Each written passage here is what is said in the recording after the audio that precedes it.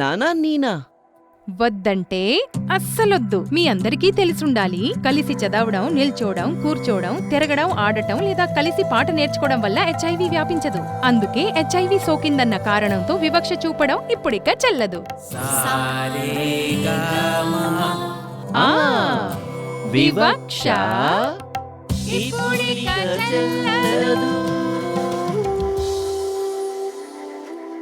మీకు హెచ్ఐవి సోకిందన్న కారణంతో ఎవరైనా వివక్ష చూపితే వారిపై రాష్ట్ర ఒంబడ్స్మన్ వద్ద ఫిర్యాదు చేయండి. ఎందుకంటే హెచ్ఐవి సోకిందన్న కారణంతో వివక్ష చూపడం ఇప్పుడిక చెల్లదు. మీకు దగ్గరలోని అన్ని ప్రభుత్వ ఆసుపత్రుల్లో ఉచితంగా చేయబడతాయి మరియు ఇక్కడ సమాచారం గోప్యంగా ఉంచబడుతుంది. హెచ్ఐవి పరీక్ష చేయించుకోవడం సులభం,